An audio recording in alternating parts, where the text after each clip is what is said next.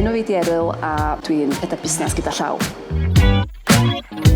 Be mae gyda Llaw yn cynnig ydy partis plant neu oedolion, partion plyb, cawod babis, gweithdai i oedolion hefyd, felly i rywun sydd efo diddordeb mewn crefft.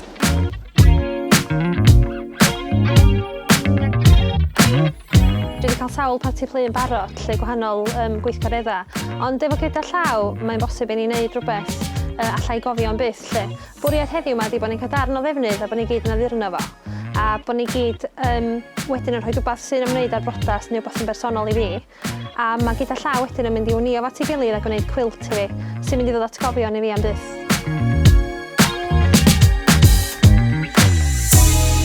Nes i drio am cynllun amser i Fentro achos o gen fi diddordeb mewn crefft ac o'n i'n gobeithio gael troi efo yn syniad busnes. Dwi'n ofnadwy o ddiolchgar i amser i Fentro am gael nerbyn ar y cynllun yma.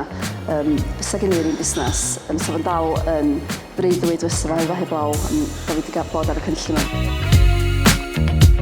Un o'r pethau nes i fwynhau amdan y broses oedd gael diwrnod i ffwrdd, un diwrnod yr wsos am 6 mis, a bod hynna wedi cyfle i fi gallu datblygu y syniad yma gyda fi. Nes i hefyd mwynhau y broses o dysgu pa mor bwysig ydy pethau fatha brandio a trwydweithio gyda'r pobl eraill oedd ar y cynllun hefyd ac rhannu profiadau efo nhw. Oedd o'n broses diddorol iawn.